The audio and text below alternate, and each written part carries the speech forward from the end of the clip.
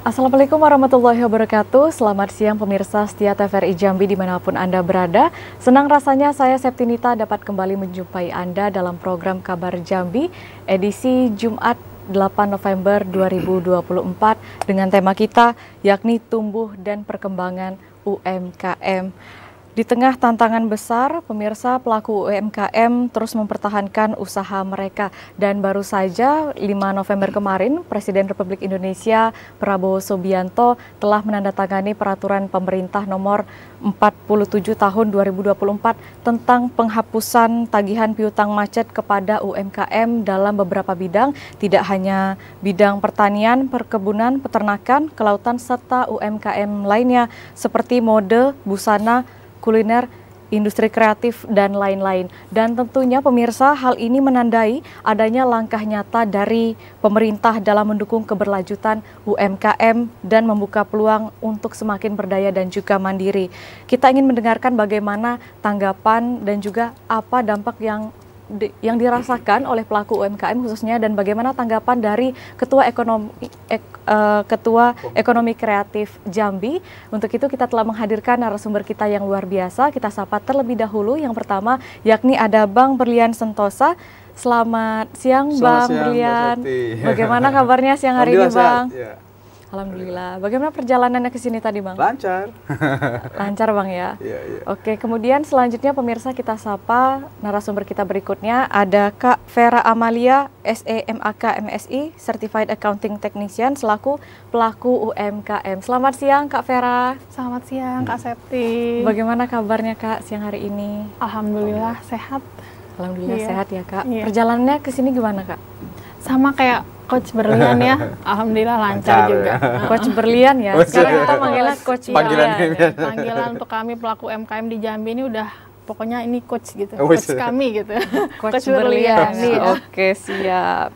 Dan bagi pemirsa yang ingin memberikan masukan maupun pertanyaan kepada dua narasumber kita yang luar biasa pada siang hari ini, bisa menghubungi kami di line interaktif di 0741663385 atau di 081174333133. Baik, kita ke Coach Berlian dulu. Ya. Jadi ikut-ikutan ya. Iya. Siap. Baik Coach, terkait dengan tema kita hari ini, bagaimana keberadaan UMKM kita saat ini Coach? Apakah saat ini sudah semakin baik dari tahun sebelumnya atau seperti apa? Ya, baik. Terima kasih Mbak Septi. Insya Allah sih dalam perkembangan ini memang dari tahun ke tahun ya memang ada yang bertumbuh tetap, ada yang stuck ya, kemudian ada yang turun juga ya. Tapi setidaknya dengan adanya pemerintahan baru, presiden kita yang baru, tentu harapan kita ada hope-nya ya, ada harapan yang juga baru yang berharap kebijakan pemerintah atau presiden dengan anggota-anggota dari timnya tadi benar-benar memang akan mendukung dan juga mensupport secara penuh dari salah satunya adalah UMKM ya. Kita bicara UMKM atau pelaku usaha atau pelaku ekonomi kreatif. Dan tentunya kita berharap banyak memang atmosfer yang akan terbentuk nanti adalah atmosfer yang lebih bersemangat lagi dibandingkan tahun-tahun sebelumnya. Harapan seperti itu. Nah, masalah mungkin dalam lapangan kita menemui banyak hal ya, saya pikir itu sebuah konsekuensi ya kalau kita dalam usaha tentunya tidak terlepas karena memang di sisi ekonomi kreatif sendiri atau pelaku usaha ataupun UMKM itu kan kita terhubung dengan banyak jaringan ya. Saya ingatnya apa ya, ada AB akademisi, businessman, kemudian juga dari government, ABG-nya, kemudian ada community, C-nya, kemudian juga ada tourism. Tourism itu atau orang yang membeli produk kita atau menggunakan jasa kita. Kemudian mass media. Nah, seperti TVRI juga. Itu adalah salah satu atau beberapa rangkaian dari hexahelix ya, dari pentahelix hexahelix itu jadi lebih luas lagi gitu loh. Dimana kita memang saling terhubung dan saling support gitu loh. Jadi kita pun UMKM tidak bisa berdiri sendiri pastinya gitu Mbak Septi.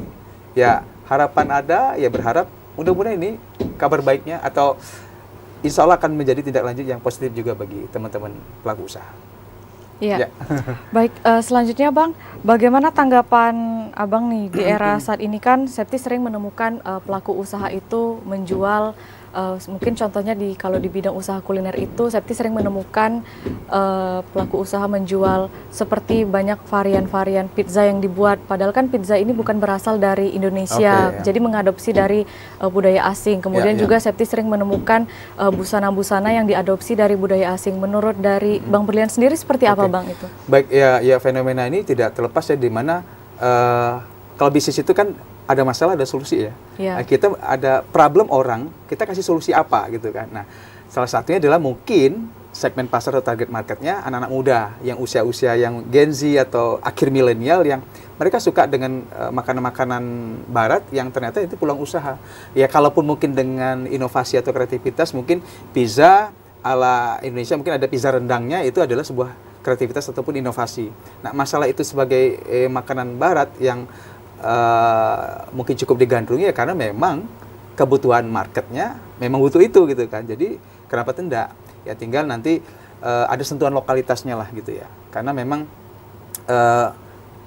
rasanya Indonesia atau Nusantara itu kan nggak mungkin tergantikan ya.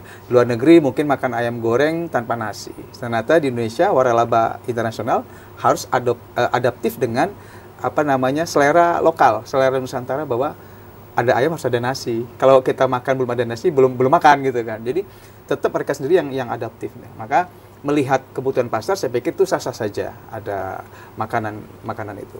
Jadi dalam prinsip dalam bisnis sendiri atau usaha itu ada dua. Kita mau bermain di kekunoan atau kita kekinian. Nah, berarti yang si pelaku usaha ini ngambilnya kekinian gitu kan. Target marketnya ya seperti anak-anak muda yang Gen Z yang suka yang makanan instan, makanan yang ya enak lah bagi mereka. Kalau kekunan beda lagi.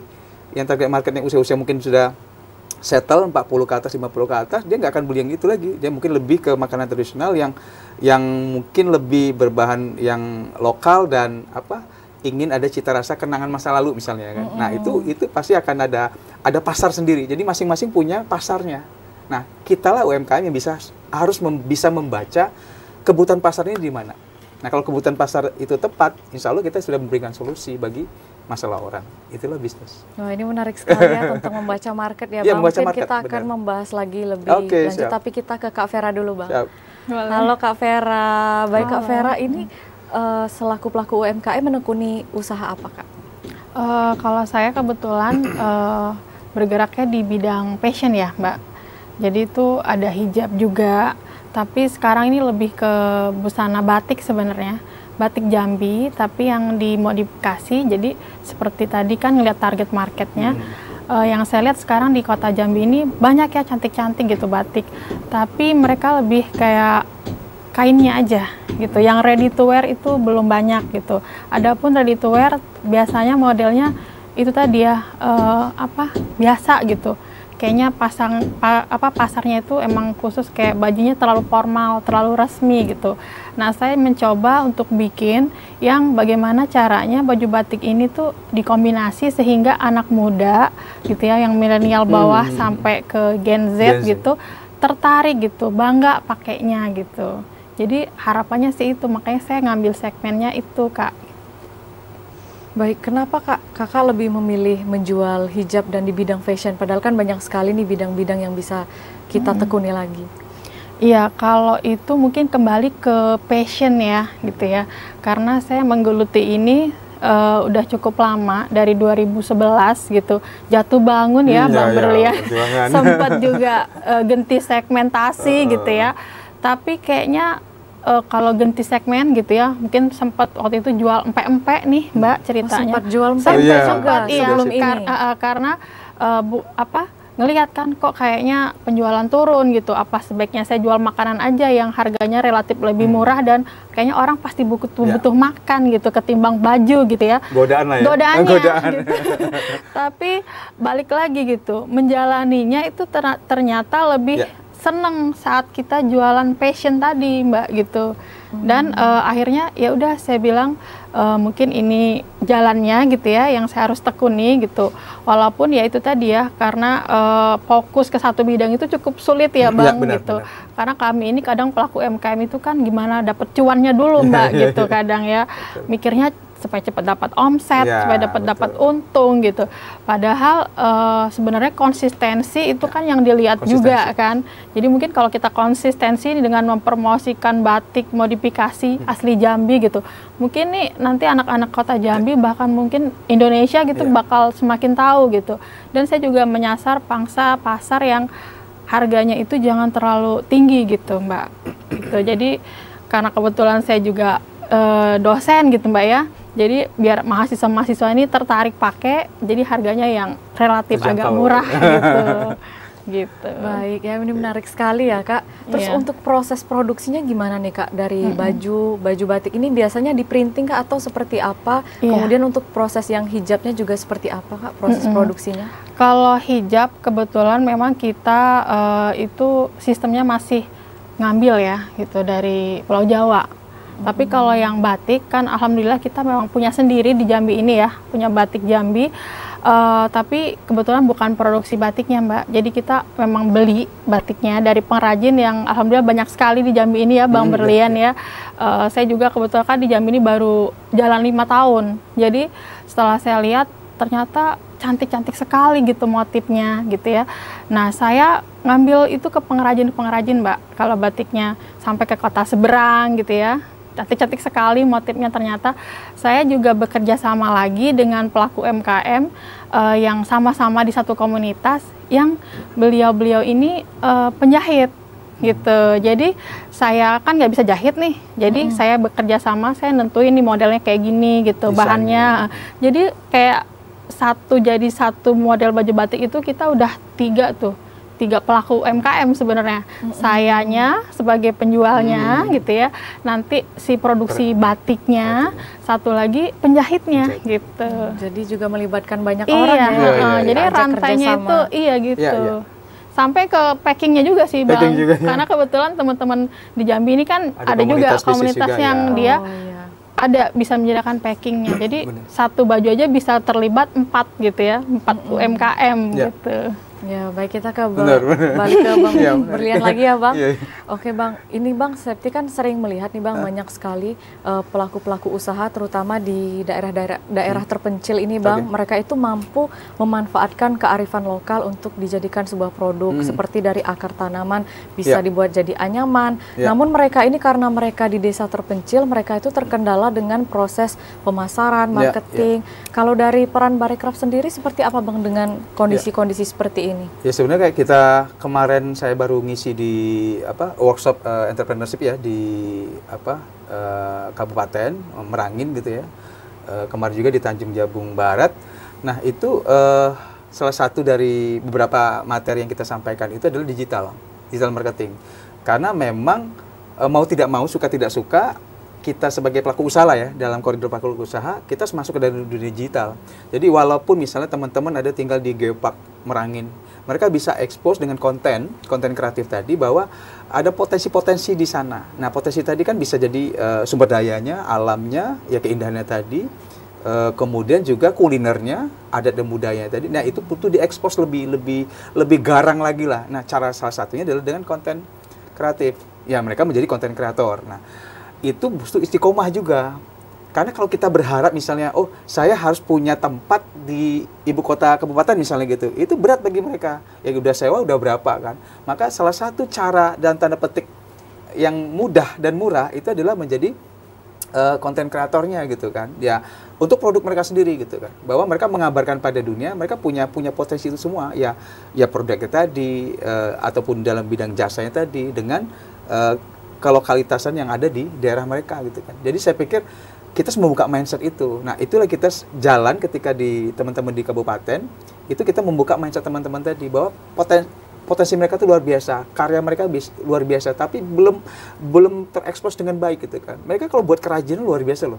Ketika kita datang ya, kita lihat itu nggak kalah sebenarnya. Cuman problemnya adalah produk mereka itu seperti ya hanya di mereka saja atau lingkaran sekitar. Sementara kita nggak tahu, di kota Jambi nggak tahu, mungkin yang dari Bangko nggak tahu produk Tanjung Jabung nggak tahu produk Kerinci, sampai sebegitunya. Mau tidak mau, nah kita lah yang tugas mungkin seorang mentor atau seorang coach itu kita menguatkan mereka bahwa potensi ini gede. kan banyak juga ya konten kreator yang juga masuk ke dunia digital walaupun dari kampung dia istiqomah tadi ya, istiqomah tadi konten itu luar biasa padahal kan mungkin background dari live-nya itu juga biasa-biasa aja karena dengan bermodal HP dan jari tadi saya pikir luar biasa kan jadi kita lebih produktif tanpa harus menunggu dengan ya beriklan lebih gede atau buka sebuah store ataupun toko di ibu kota kabupaten, tanpa seperti itu. Nah, membuka mindset itu tadi, itu harus ya mungkin butuh effort yang luar biasa lah ya. Tapi mau tidak mau itu kerja kita, gitu. Baik dari kedinasan, kemudian jadi teman-teman jaringan komunitas itu kita harus tetap bagian seperti itu. Itu cara-cara kita salah satunya seperti itu. Iya, tapi Bang, Septi juga pernah menemukan ada Bang, daerah-daerah terpencilnya ini juga terbatas Bang dengan internet. Masih terdapat susah sinyal dan lain sebagainya. Ini tuh masih menjadi kesulitan yang besar bagi mereka gitu Bang. Betul ya, ini PR kita sih sebenarnya. Ya memang akan ada hal rintang tadi kan. Tapi kan kita sebagai ya manusia yang kreatif atau produktif ya mau tidak mau bagaimana keluar dari zona nyaman itu atau zona tidak nyaman itu menjadi kelemahan tadi menjadi sebuah kekuatan ya mungkin ya caranya tadi seperti apalah gitu kan baik pemerintah dari kabupaten ataupun kecamatan juga akan mensupport seperti apa atau membangun tiang. Saya pikir kemarin tuh ada informasi dari salah satu dinas juga kita sudah pernah garap di sebuah daerah terpencil tadi dan ada potensi akhirnya mereka membangun menara karena waktu itu untuk naik ke atas bukit aja mereka harus bertarung ada yang meninggal karena diterkam oleh harimau maka akhirnya karena harus mencari sinyal gitu kan nah akhirnya dibangunlah sebuah menara jadi memang butuh semuanya tadi kan jaringan tadi yang saya bilang tadi kan akademisi, bisnismen, kemudian government tadi kan community, kemudian turisnya itu sendiri gitu kan. Kita nggak bisa berdiri sendiri. Turis ada tapi fasilitas itu nggak oke, mau gimana? Mereka akan cap jelek, oh ini nggak siap nih, kami pergi ke negara lain aja deh kayak gitu. Itu kita harus semuanya komprehensif ya, satu kesatuan ya.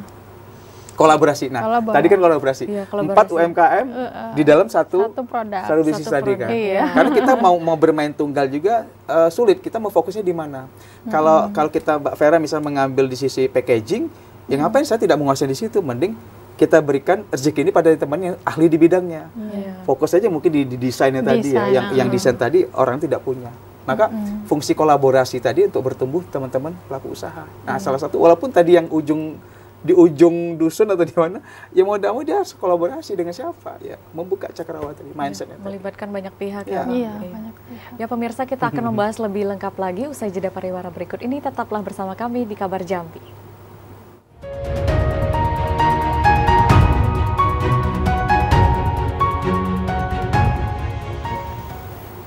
Terima kasih pemirsa, Anda masih setia bersama kami di program Kabar Jambi dan kita masih bersama dua narasumber kita yang luar biasa.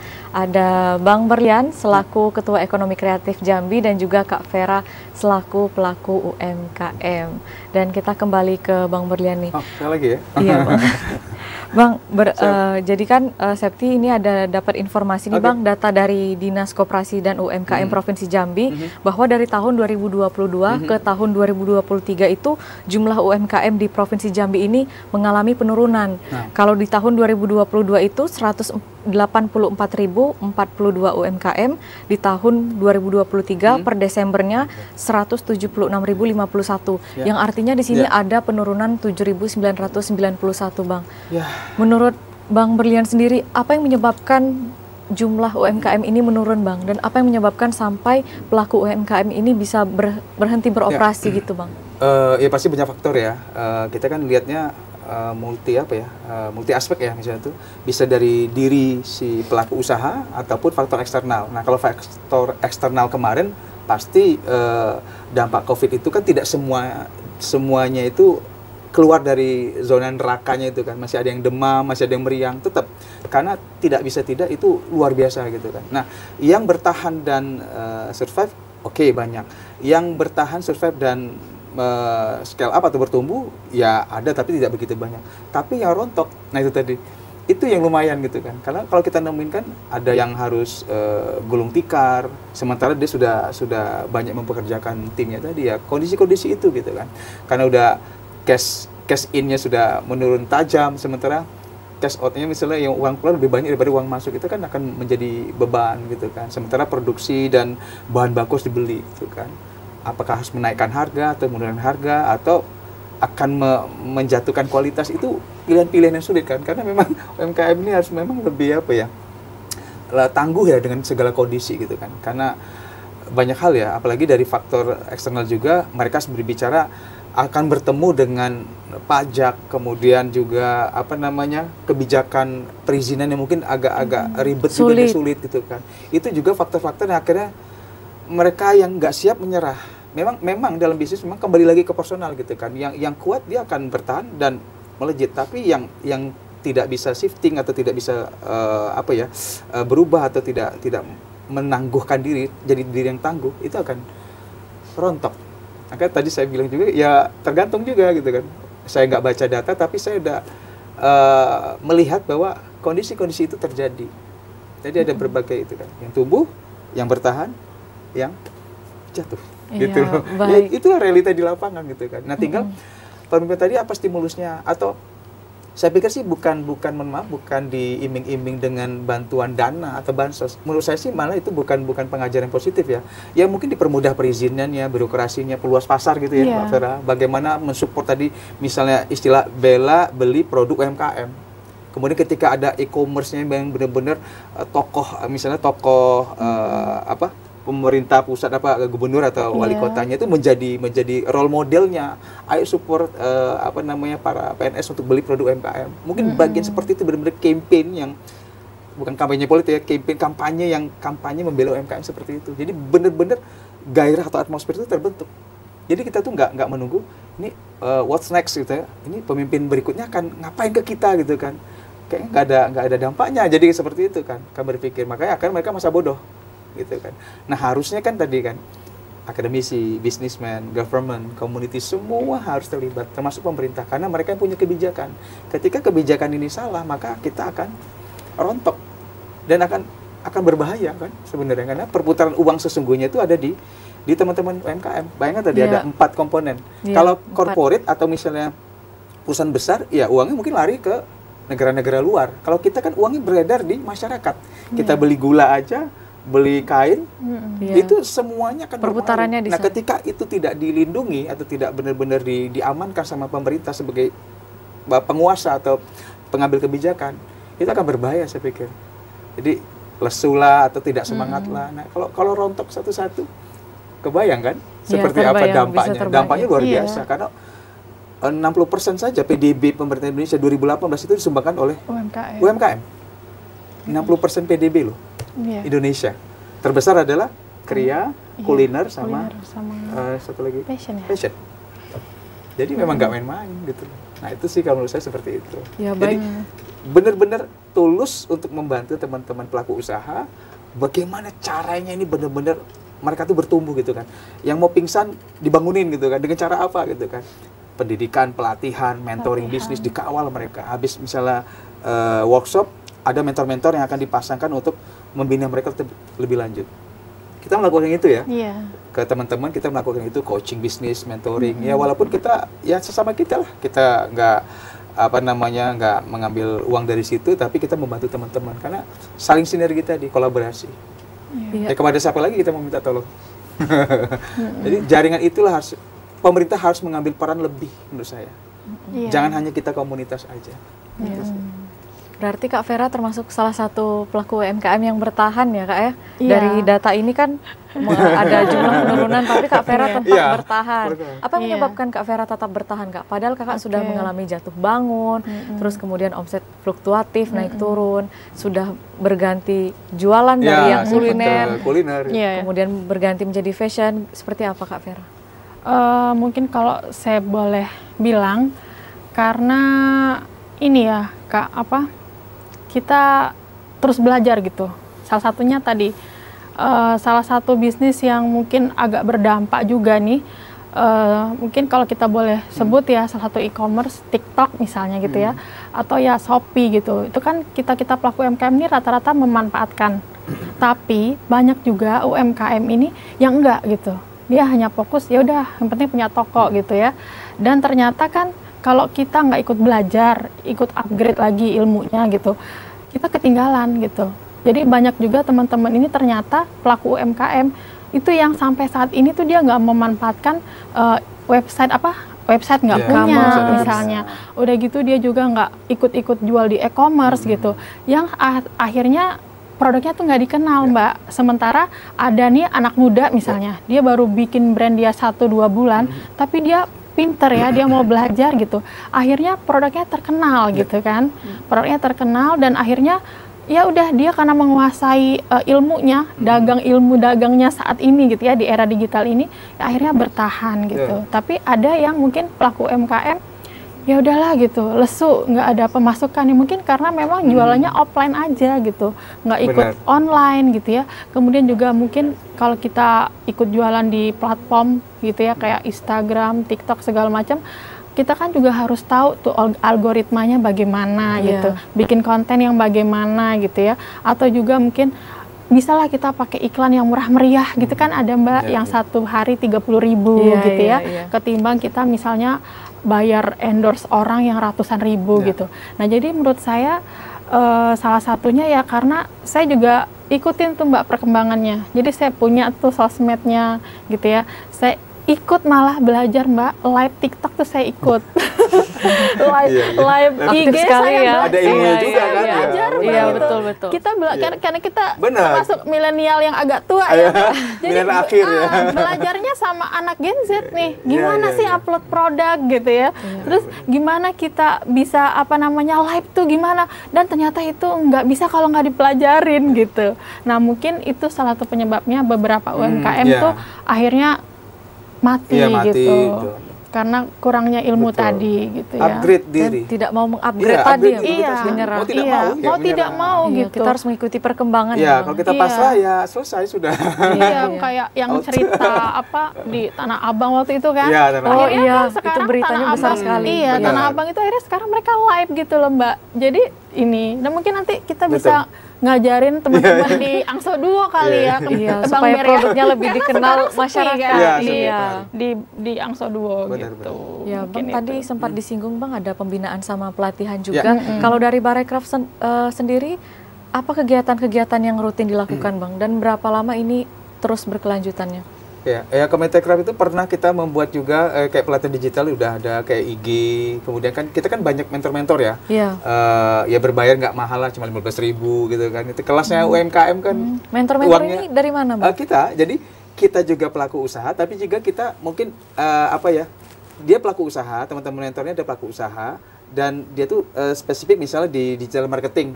Dia punya bisnis, tapi kan dia sebut UMKM juga kan. Nah, dia bantu teman-teman juga. Ya mentor, ya pelaku usaha, tapi dia fokus di digital marketing. Nah, ilmu yang kita pakai, ayo dong buka kelas gitu kan. Itu udah kita lakukan pas zaman-zaman Covid gitu kan, yang kita harus pakai masker dan dibatasi itu. Ya itu dapat gitu kan. Nah, kemudian ada foto produk ketika ada coaching klinik dengan Bank Indonesia. Kita minta tempat, saya minta tempat, dan kita memanggil UMKM, bahkan ada yang datang dari Pemayung, ada dari Bulian jauh-jauh untuk di coaching gitu kan. Coaching klinik itu kita langsung 101, langsung ngomong gitu kan, masalahnya apa gitu kan. Jadi langsung kita antara coach dengan coachingnya gitu kan. Terus ada foto produk, belajar foto produk. Kita menyiapkan mentor-mentor gitu. Dan itu kami nggak pakai dana dan mereka nggak kena charge juga dana, gratis. Itu bagian bagaimana Kementekraf juga peduli dengan teman-teman, karena kita juga pelaku usaha. Itu. Baik, kita ada penelpon masuk, kita sapa terlebih dahulu. Halo, selamat siang. Dengan siapa dan di mana Bapak? Dua teleponnya. Selamat siang, Assalamualaikum warahmatullahi wabarakatuh. Waalaikumsalam warahmatullahi wabarakatuh. Baik, dengan Bapak siapa dan di mana Pak? Ingin bertanya dengan narasumber siapa? Dari Yudi, Mbak Septinita, dari Yudi di Telanai. Baik, Bapak Yudi di Telanai ingin bertanya dengan siapa Bapak? Silakan.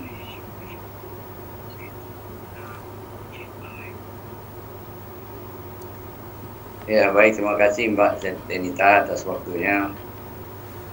Pertama saya sapa dulu Bung Ketua Komite Ekonomi Kreatif Berlian Sentosa Berlian Pak ya? Berlian Sentosa. Siapa? Makasih, Pak. Jadi ada Mbak Vera kalau nggak salah ya, Iya, iya Pak. pelaku UMKM Jambi. Iya. Jadi memang harusnya Jambi, kota Jambi ini memang bukan ekonomi makronya yang menyumbang, kan, tetapi seharusnya ekonomi mikronya seperti UMKM harusnya, karena perdagangan dan jasa kan itu Ya, betul. kalau di kota Jambi, tapi nyatanya tidak. Nah, tadi ada data dari pos kita Dinas. Mbak Septinita, bahwasanya ya katakanlah COVID, setelah COVID kan bisa bangun lagi sebenarnya. Akan tetapi persoalannya kalau saya lihat, kenapa dia banyak runtuh? Ya kita lihat, kita dengar, kita rasakan sendiri bahwa UMKM itu tumbuh besar sebelum COVID, diruntuhkan oleh COVID, karena dia hanya ikut-ikutan, tidak profesional, tidak memang betul-betul membidangi mau hidup, dia digaji oleh UMKM itu. Dia harus belajar, seperti kata Mbak Vera tadi. Dia harus memang betul-betul mempelajari pasar itu sebenarnya apa maunya. Bagaimana caranya supaya pasar itu menjadi tuan rumah. Kan itu. Bagaimana supaya usaha UMKM saya ini diakui, didaftarkan, dan sebagainya. Bagaimana dia bisa naik kelas. Jadi kalau hanya ikut itu kan dia runtuh. Modal 25 juta, 10 juta. Nah, kaitan dengan ada isu ini belum teknis ya. Baru dilemparan persoalan peraturan pemerintah nomor 47 2024 ya, tentang terpilih Prabowo Gibran ini sangat angin segar, tapi bagi daerah lain. Nah tentu Pak Berlian harus duduk dulu dengan pemerintah.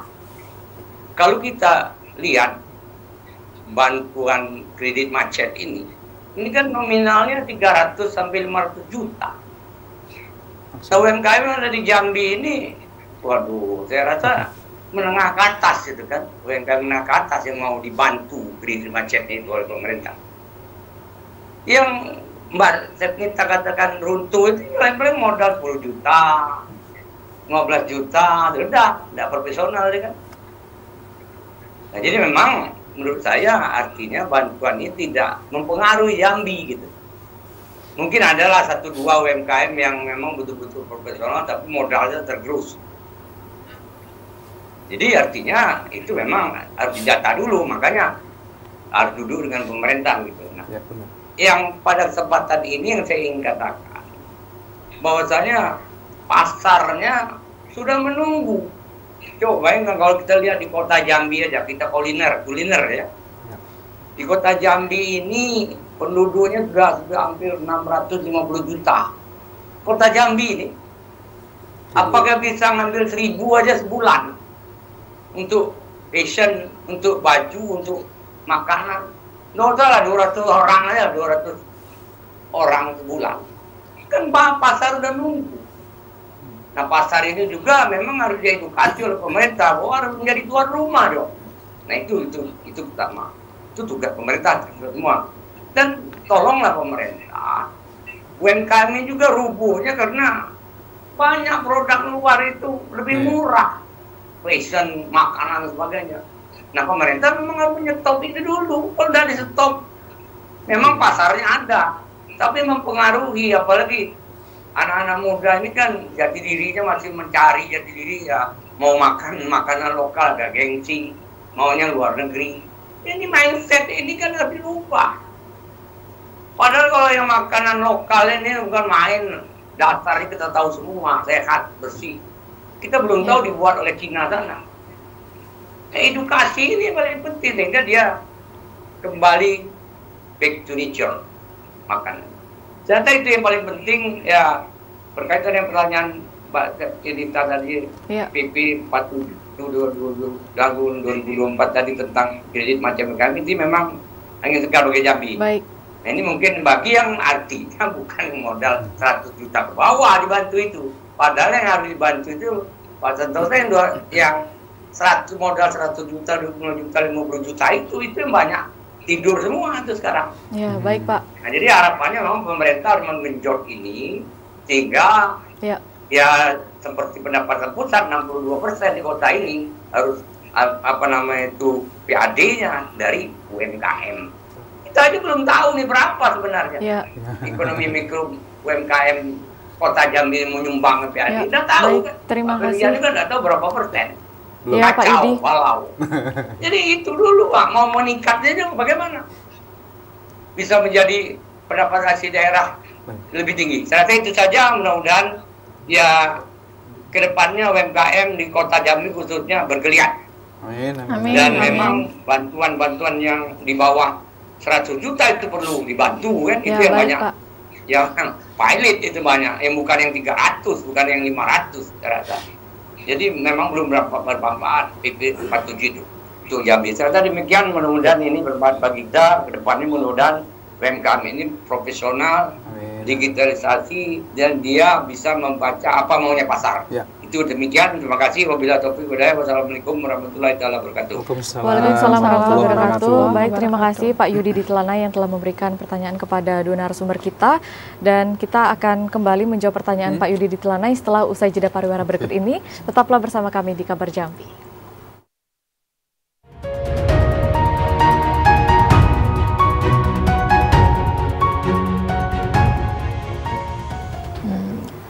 Baik, terima kasih pemirsa, Anda masih setia bersama kami di program Kabar Jambi, dan kita masih bersama dua narasumber kita yang luar biasa terkait dengan pertanyaan yang diberikan oleh Pak Yudi tadi nih, Bang Berlian.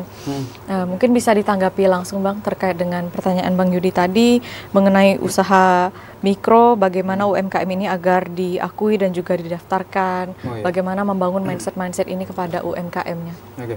Yang saya ingat ya, jadi support seperti legalitas misalnya gitu kan, kayak kita dari Komite Ekraf misalnya, Kemenkumham kan sering hubungi kita tuh, misalnya kita ada workshop tentang hak cipta, kemudian merek dagang dan sebagainya. Nah, kita kasih kesempatan teman-teman untuk hadir. Jadi membuka mindset tadi, dan mereka juga akan menulurkan teman-teman bahwa produk mereka juga harus punya hakinya, hak atas kekayaan intelektual, apakah merek dagang atau hak cipta. Itu salah satu langkah juga. Nah, benar tadi kita bicara upgrade tadi adalah bagaimana ketika bicara bisnis untuk mengupgrade tadi personality-nya tadi. Nah, kalau personality tadi kita tidak siap atau tidak belajar, maka itu tadi kita akan selesai. Karena pertandingan ini butuh nafas panjang. Kita bukan usaha itu buat cuman setahun 2 tahun, tapi terus berkepanjangan, bahkan bisa diwariskan karena cucu. Nah, kalau kita sebagai personalnya pelaku usaha tidak mengupgrade diri, itu yang akan selesai gitu kan. Ya kita semua akan berdampak. Dan ketika COVID kemarin berdampak. Siapa sih tidak berdampak? Bahkan bisnis-bisnis besar, maskapai, perhotelan juga terpuruk gitu kan. Tapi bagaimana cara kita bangkit, dan cara bagaimana kita tetap bisa melewati badai ini, ya itulah bagaimana kita lihat sekarang ini gitu kan. Ada yang tumbang, ada yang bertumbuh, atau yang bertahan. Nah, itu kembali lagi kita kan, karena kalau kapasitas kita naikkan sebagai pelaku usaha, maka bisnis itu pasti di bawah. Gak mungkin bisnis. Jadi ketika kapasitas naik, maka bisnis akan naik. Itu sudah hukum sunatullahnya gitu ya. Maka kita sebagai pelaku usaha menaikkan kapasitas. Ya bagaimana kita mengatur tim tadi kan, bagaimana kita belajar digital tadi kan, kita menaikkan kapasitas dulu. Kalau kita nggak belajar naikkan kapasitas, ogah-ogahan ya sudah gini-gini aja, ya udah, ketika kita dihantam, ya siap dengan konsekuensi gitu kan. Maka nggak bisa kita, pemerintah misalnya kita berharap juga nggak bisa, terus kita juga memang butuh support, tapi kitanya juga harus memperbaiki diri. UMKM. Nah, UMKM yang mau belajar mengupgrade tadi lah ya, yang kita bisa melewati badai ini gitu kan. Ya itu kuncinya di situ. Nggak bisa berharap juga akan dari stimulus, itu adalah angin segar. Tapi apakah kita berharap dari situnya gitu kan? Kalau saya tuh justru jangan berharap dari situ. Kita harus bisa bagaimana yang kata menyelesaikan utang-utang kita dalam bisnis, ataupun kemudian memperbesar lagi untuk profit ataupun pendapatan dari bisnis gitu kan. Kenapa kita harus menunggu dari pemerintah? Iya kan? Kita terlalu naif, dan kita seperti berharap banyak yang kita belum tahu. Kebijakan ini kan banyak S dan K-nya ya, syarat dan ketentuan berlaku. Kita nggak bisa lah berharap terlalu lebih gitu kan. Udah, kita pastikan diri kita, terus upgrade aja, belajar lagi dan lain sebagainya. Itu bagian salah satu. Ya, baik, kalau Kak Vera nih Kak ingin menanyakan tentang kendala-kendala nih selama menjalani usaha-usaha ini. Nah, kendala-kendala apa aja sih yang Kakak dapatkan dan bagaimana Kakak mengatasinya? Apalagi kan Kakak juga tidak hanya menjual produk-produk saja, tapi kan Kakak juga selaku dosen. Ya, jadi punya kesibukan-kesibukan lain. Seperti apa Kak Vera? Oke, jadi kalau menurut saya pribadi ya, untuk kendala khususnya UMKM ya, kita itu yang pertama tadi mungkin dari segi ilmunya gitu. Jadi memang kalau banyak nih anak-anak muda terutama mungkin ya baru tamat kuliah gitu ya, yang belum masih nganggur, akhirnya ya udahlah kita bikin usaha dulu yang coba-coba gitu. Jadi nanti pas mereka keterima kerja mereka lepas gitu. Karena apa? Karena mungkin hasilnya nggak maksimal. Lebih baik menerima kerjaan yang mungkin gajinya cuma UMR, tapi pasti. Akhirnya kan seperti itu. Padahal kalau ditekuni, justru yang cuma jualan misalnya makanan kuliner gitu, bisa sebulan itu omset sampai 50 juta itu bisa. Anak-anak muda dan alhamdulillahnya itu terjadi di teman-teman kita gitu Mbak ya. Bisa ternyata gitu ya. Dan itu kendala itu dihadapi oleh kebanyakan pelaku UMKM sih. Yang pertama itu kendala di ilmunya, ilmu bisnisnya gitu ya. Yang kedua juga masih berkaitan sama ilmu pengelolaan keuangannya Mbak. Jadi kadang kita udah punya nih omset udah gede, gitu ya. Tapi ini pengelolaannya nih. Uangnya seperti apa? Iya. Kadang nih untuk menentukan HPP satu produk aja, teman-teman UMKM itu masih salah. Jadi lupa memasukkan biaya listriknya gitu, itu nggak dimasukin ke komponen. Itu kan harusnya detail gitu. Nggak bisa gratis itu. Gitu. Jadi akhirnya upah. Jadi salah dalam menentukan harga pokok sehingga dia menjual itu sebenarnya kemurahan gitu loh Mbak. Itu juga salah satu kendala ya. Yang kedua tadi juga kendala kalau secara ilmu mungkin juga promosi, pemasaran kurang gitu ya. Dan juga menurut saya sebenarnya nih, karena kebetulan saya juga dosen Mbak ya, kami dosen-dosen ini kan ada kami itu kan tridharma perguruan tinggi. Nah salah satu tridharmanya itu ialah pengabdian ke masyarakat. Nah sebenarnya mungkin nanti TVRI bisa menggait nih dosen-dosen, khususnya dosen ekonomi ya. Itu kami punya satu kewajiban tuh, setiap 1 semester kami harus memberikan pelatihan gratis kepada UMKM. Kadang ini sempat teman itu bingung mau ngasih kemana gitu pelatihannya. Padahal itu kan kadang seperti yang kami pernah lakukan, itu kita bikin pelatihan benar-benar gratis, bikin laporan keuangan Mbak, bikin laporan keuangan untuk UMKM. Gitu, bagaimana menentukan HPP gitu ya. Bahkan juga kami pernah bikin pelatihan yang untuk UMKM menentukan harga penjualan gitu, bagaimana bikin promosi, bagaimana AdSense itu bikinnya di IG itu bagaimana, itu sebenarnya ada gitu sebenarnya. Ini kan di Jambi banyak ya kampus, semua kampus tuh wajib. Sebenarnya kami wajib untuk kasih pelatihan gitu, cuman mungkin kadang sosialisasinya jangan kurang. Ya Bang ya, jadi banyak yang nggak tahu ternyata ada pelatihan seperti itu gitu. Karena memang ini semua menurut saya harus memang banyak terlibat banyak pihak. Kami pelaku usaha harus aware gitu, harus cari ilmunya. Tapi pemerintah gitu ya dan akademisi misalnya juga harus memang lebih kayak memberikan ilmunya gitu buat teman-teman UMKM seperti itu. Dan mungkin sinergi juga sama kayak dari Ekrab ya Bang ya, dari Dinas Koperasi UMKM. Saya kira memang harus semua sih Mbak gitu, sehingga kendala-kendala tadi tuh bisa kita atasi seperti itu. Berarti udah teratasi semua ya Kak? Ya enggak juga sih, belum juga ya, cuman karena ada ilmunya sedikit jadi ya bisalah. Dan juga penting juga punya komunitas kayaknya Bang ya. Penting, karena akan yang ada mentor yang akan mentornya ada. Nah itu jadi UMKM jangan harus jalan mau. sendiri. Iya betul. Gitu. Bahkan kita di Jambi punya komunitas yang tidak berbayar gitu kan. Tinggal sebenarnya kita mau nggak sih belajar mengupgrade itu tadi kembali lagi. Nah ketika dia mau berkomunitas tadi kan, bukan yang ini justru produktif kan, disitulah banyak jejaring tadi. Oh saya punya produk ini, akan mereka beli situ. Akhirnya. Oh bisa nggak kita kerjasama dengan packaging dengan produk kami untuk di packagingnya dikemaskan lebih menarik. Itu bagian-bagiannya sinergi tadi, kolaborasi. Gitu loh. Iya. Maka termasuk juga akademisi misalnya dengan pelaku usaha. Misalnya, oh saya pengen waktu itu ada rendang, dia mau buat rendang versi Jambi, rendang Jambi. Nah kemudian proses pengeringan itu dia butuh alat yang dia nggak bisa beli mahal, tapi teknologi yang tepat guna yang dengan harga murah itu bisa tingkat pengeringan itu lebih efektif lah, kira-kira seperti itu. Karena mau dibawa jauh, bisa dibawa jauh. Nah, itu adanya di ranah akademisi, di perguruan tinggi. Nah, ketika ada dosen punya ilmu itu diaplikasikan ke teman-teman, ke produk teman-teman pelaku usaha untuk rendang itu jadi bisa lebih awet tanpa pengawet, tapi lebih jangka panjang, pengeringan lebih tinggi, minyaknya lebih kurang. Itu kan bagus. Nah, sinergi ini yang maksud saya tadi kan. Yang itu dan tidak selalu melulu dengan uang tadi kan. Ternyata dosen ini punya teknologi tepat guna dan bisa diaplikasikan UMKM. UMKM juga memakai produk dia tadi. Jadi saling ini kan. Tanpa harus beli ke produk luar, Cina misalnya. Ternyata kita punya sendiri di Jambi misalnya seperti itu. Iya Bang. Terus juga Bang, tadi kan Abang sempat menyinggung tentang pembinaan dan juga pelatihan gratis ini untuk masyarakat yang ingin membangun usaha. Nah, ini apakah ada syarat-syarat tertentu, Bang? Kan kalau tidak semua orang Bang betul. bisa ini. Kalau yang kemarin saya sempat buat kita sempat dengan Mbak Vera juga ya. Terus 2020, 2021 sampai awal-awal 2022 gitu kan.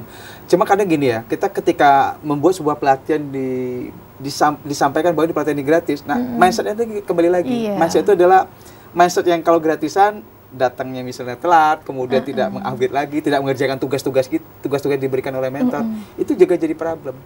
Jadi dibikin aja sekalian berbayar gitu kan.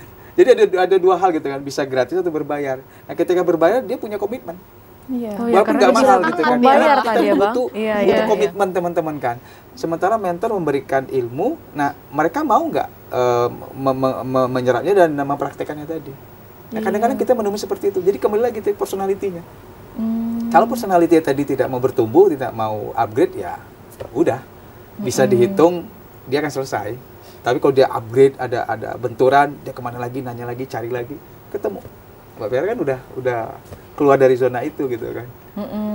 Bagian bagaimana tangguh melewati badai itu. Iya, risiko-risiko yang mungkin terjadi ya Bang. Ya, kita punya masih risiko bisnis punya. Tidak ada bisnis yang tidak punya risiko apapun. Bisnis apapun, jasa, produk, pasti semua punya risiko. Pakaian, perabotan, apapun, semua punya risiko. Bukan hanya kuliner saja. Iya, terus juga Bang, ini kan di era saat ini kan kita diberi kemudahan nih Bang, akses dalam untuk membeli produk-produk impor atau produk luar negeri. Nah ini sering banget Bang, Septi ini sering banget ketemu teman-teman Septi itu sekarang sudah melek dengan produk-produk luar negeri karena kualitasnya bagus dan juga bisa dijangkau dengan harga yang murah, lebih terjangkau gitu Bang. Nah ini apa yang harusnya dilakukan oleh pelaku UMKM Bang supaya dapat meningkatkan nilai jual, supaya kita bisa bersaing dengan produk-produk luar negeri ini? Kalau menurut saya ya, kalau produk impor itu murah, jelas kita kalah.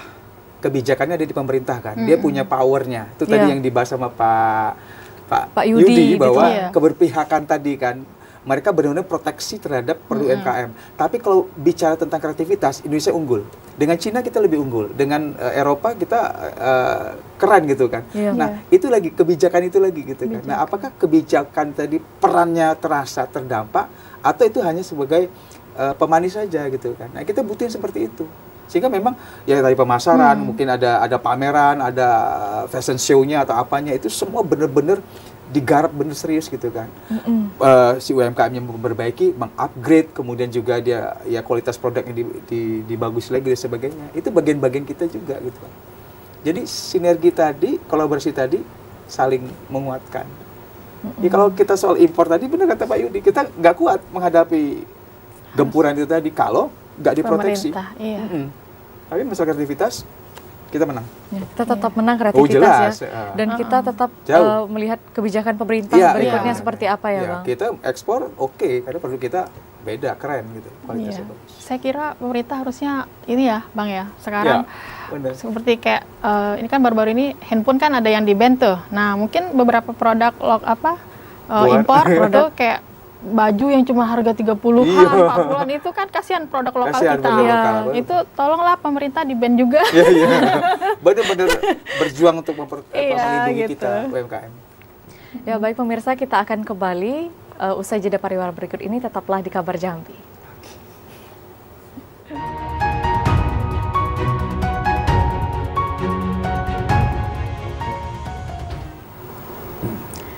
Ya, terima kasih pemirsa, Anda masih bersama kami di program Kabar Jambi dan tidak terasa kita telah berada di penghujung akhir acara dan kita akan meminta closing statement dari masing-masing narasumber kita.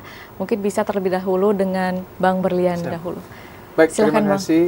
Mungkin kita sebagai Komite Ekonomi Kreatif Provinsi Jambi juga ya menghimbau juga pengen benar-benar ke pemerintah lah bahwasanya support terhadap UMKM dan pelaku usaha atau pelaku ekonomi kreatif benar-benar totalitas dan penuh daya gitu kan. Jadi baik itu akses kemudahan legalitas, kemudian akses pasar, kemudian juga bagaimana dari personalitinya teman-teman UMKM juga bisa bertumbuh melalui ruang-ruang dinas yang punya budgeting untuk ada workshop atau BIMTEK, dan kita peran-peran mentor-mentor ini tadi juga, para coach juga mendampingi teman-teman juga. Jadi memang sinergi yang apapun pentahelik ataupun heksahelik ini jadi sebuah sinergi yang luar biasa, kolaborasi, upgrade, kolaborasi, sinergi itu luar biasa, sehingga memang wajah atau atmosfer yang dibangun dalam dunia UMKM ini memang benar-benar sehat dan bertumbuh. Nah, kita harapkan dengan pemerintahan baru ini dan berikutnya pemerintahan baru yang ada di Provinsi Jambi juga akan semakin sehat dan semakin kuat dan bertumbuh para UMKM. Begitu. Ya, amin ya. Itu harapan kita semua. Ya, baik, selanjutnya closing statement dari Kak Vera, silakan Kak. Oke, buat teman-teman pelaku UMKM khususnya yang ada di Kota Jambi, tetap semangat, tingkatkan terus skill kita dalam berbisnis ya, terus pelajari ilmu-ilmu yang terbaru berkaitan dengan bisnis. Perluas relasi, jangan lupa ikut komunitas, karena komunitas juga penting untuk kita dapat mengembangkan bisnis kita, bertemu dengan banyak teman-teman lain yang saling memberikan dampak positif tentunya. Dan yang pasti tetap semangat, karena pelaku UMKM adalah pahlawan ekonomi Indonesia, karena kita adalah 62% penyumbang terbesar PDB Indonesia. Tetap semangat. Ya, tetap semangat terus Kak ya. Oke. Baik pemirsa, semoga dengan adanya tayangan ini dapat menginspirasi, mengedukasi masyarakat khususnya generasi muda dan juga para pelaku UMKM, sehingga para pelaku UMKM dan juga generasi muda dapat membuat karya ataupun produk dan dapat membantu perekonomian khususnya di Provinsi Jambi. Sekian program Kabar Jambi kali ini. Terima kasih. Wassalamualaikum warahmatullahi wabarakatuh dan sampai jumpa.